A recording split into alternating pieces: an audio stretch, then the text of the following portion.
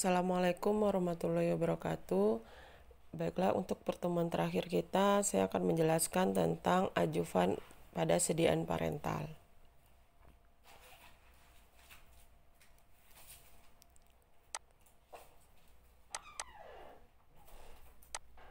Sebentar.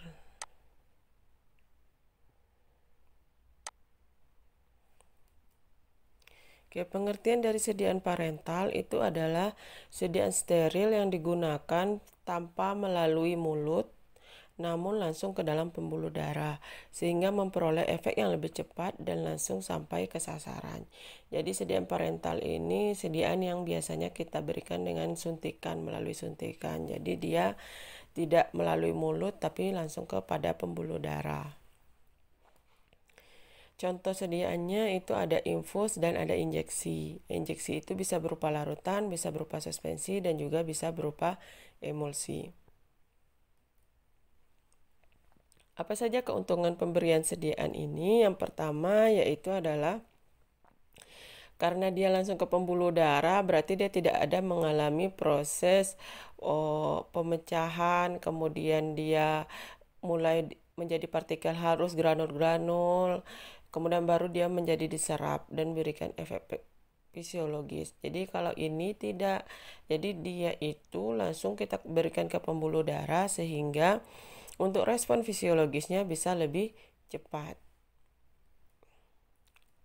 Yang kedua, dia bisa digunakan untuk mengatasi obat yang tidak efektif ketika kita berikan secara oral. Misalnya, kita mengalami mual muntah misalnya. Nah, mual muntahnya tuh hebat gitu. Jadi kalau seandainya kita sudah minum obat kemudian masih mual muntah dan bisa menyebabkan badan kita menjadi lebih lemas, nah, kalau kita bawa ke rumah sakit itu biasanya dokter akan segera memberikan kita obat mual muntahnya itu adalah obat bentuk suntikan. Sehingga lebih cepat efeknya dalam mengatasi keluhan-keluhan dari kita tadi. Kemudian yang ketiga biasanya digunakan untuk pasien yang tidak sadarkan diri. Jelas ya, kalau tidak sadar berarti dia tidak akan mampu menelan obat. Kemudian yang keempat itu bila ingin efek obat lokal juga bisa. Misalnya kayak anestesi. Kalau anestesi kan kita ada kan anestesi lokal, ada anestesi umum. Nah, kalau yang lokal itu bisa kita berikan melalui suntikan, tapi dia nanti akan bekerjanya hanya khusus pada bagian tertentu saja, itu juga bisa. Seperti anestesi saat melahirkan itu kan dari pinggang ke bawah tuh yang dibuat kaku gitu, dibuat di anestesi. Nah, kalau yang dari atasnya kan masih normal. Kemudian yang kelima, gangguan keseimbangan cairan dapat dikoreksi. Jadi kalau ada terjadi hal-hal yang tidak diinginkan itu bisa dikoreksi. Kerugiannya adalah apa saja? Yang pertama yaitu pemberian harus dilakukan oleh yang profesional. Kenapa? Karena melalui suntikan itu ada ketentuannya bahwa suntikan yang akan kita berikan itu mau langsung ke intravena kah, mau ke subkutan kah. Nah, itu ada beberapa bagian kulit yang tenaga kesehatan yang bisa paham itu, oh ini udah nyampe ke intravena, ini cuma nyampe ke subkutan saja ya, sehingga pemberian obat ini harus dilakukan oleh tenaga kesehatan yang profesional di bidangnya. Yang kedua, waktu pemberian obat bisa lebih lama. Waktu pemberian obat menjadi lebih lama karena masih dalam proses penyiapan dan lain-lainnya. Kemudian yang ketiga, pemberian perlu teknik aseptis. Jadi, ketika kita memberikan, itu pastikan dalam kondisi steril. Biasanya ada beberapa dokter itu yang menggunakan sarung tangan dalam proses pemberian. Yang keempat, nyeri pada lokasi penyuntikan. Ya, karena kita kan kalau diberi suntikan itu sama dengan melukai kulit kita. Ada perobekan di sana sehingga bisa menimbulkan nyeri pada saat penyuntikan. Yang kelima, sulit menghilangkan efek obat juga jika sudah pada sirkulasi sistemik. Jadi kalau dia sudah masuk ke dalam tubuh kita, kita akan sulit menghilangkan efek yang buruknya karena dia sudah langsung bekerja. Beda sama obat oral. Kalau obat oral masih ada sebagian yang bisa kita buatkan dia menjadi muntah atau mengeluarkan sisa obat yang belum diserap tadi di dalam lambung. Sedangkan kalau obat parental itu obatnya sudah langsung bekerja, jadi dalam waktu cepat kita tidak bisa mengeluarkan lagi sisa-sisa jika terjadi efek yang tidak diinginkan. Yang keenam, harganya mahal. Rute pemberiannya, nah ini yang saya bilang tadi, rute pemberian dari sediaan parental itu ada beberapa macam, sehingga ketika kita pemberian itu harus ada pengawasan bukan pengawasan, harus dilakukan oleh tenaga kesehatan. Rute pemberian itu ada subkutan, contohnya insulin dan vaksin di bagian bawah kulit, yaitu lapisan lemak yang dapat digunakan untuk pemberian obat. Kemudian intramuskular itu pada bagian otot, contohnya vaksin, hepatitis, injeksi atropin. Kalau intravena itu obat yang diberikan langsung kepada pembuluh darah vena. Rute lainnya ada intraperitoneal, itu di bagian perut, intradermal kulit, intraspinal. Itu adalah rute pemberian sediaan parental. Komplikasi apa yang terjadi ketika pemberian sediaan parental, yaitu pertama adanya trombosis. Trombosis itu kalau seandainya ada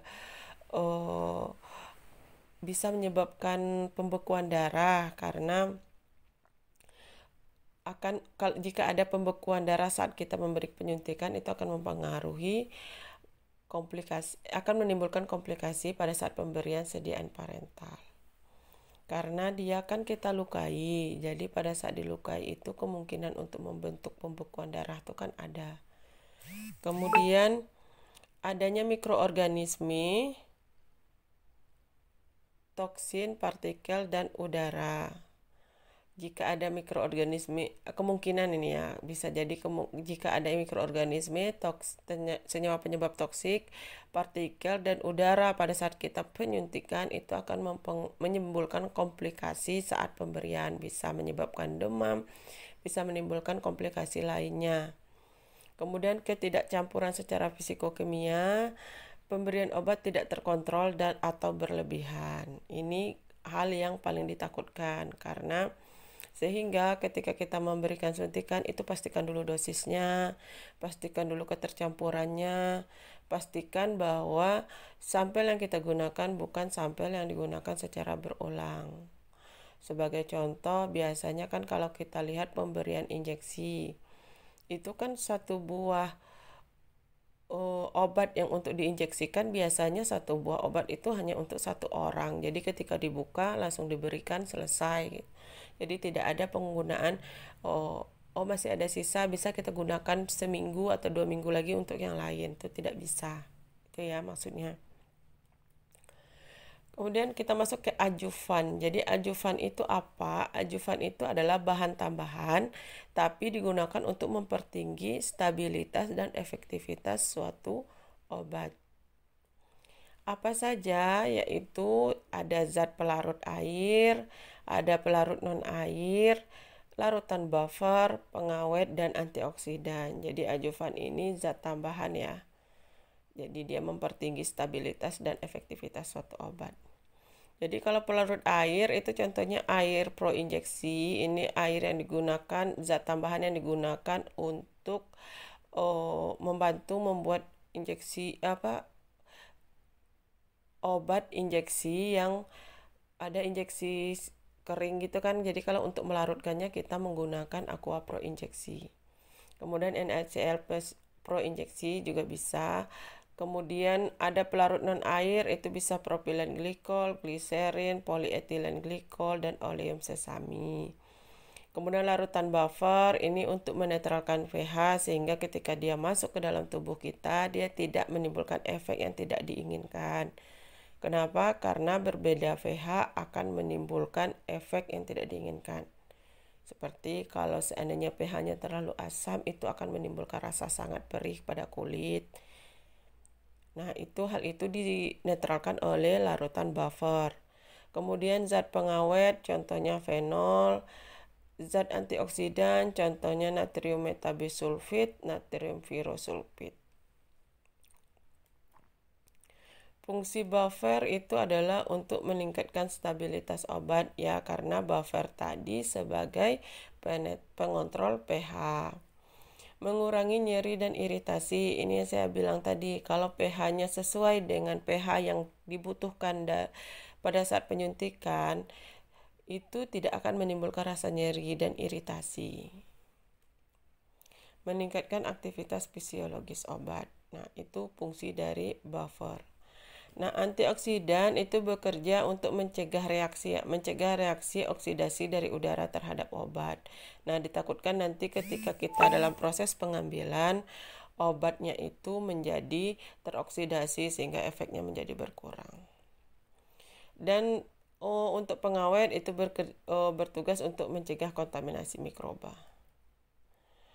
Water miscible solvent ini adalah jika zat aktif dari sediaan injeksi tidak stabil dalam air, maka dibentuk sediaan kering steril atau sistem konsolvensi. Jadi kalau ada sediaan injeksi itu tidak terlalu stabil dalam air, kita buat sediaan kering dulu, nanti baru dilarutkan.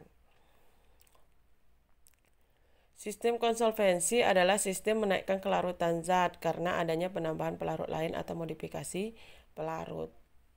Nah, ini kan ada kata-kata sistem konsolvensi. Jadi kita menaikkan kelarutan zat karena adanya penambahan pelarut lain. Apa saja alat-alat pelarut tersebut? Yaitu aqua konsolven. Pelarut ini pembantu, tidak pernah dipakai tunggal tetapi biasanya dia campuran. Macam-macam konsolven yang bisa digunakan itu ada ini.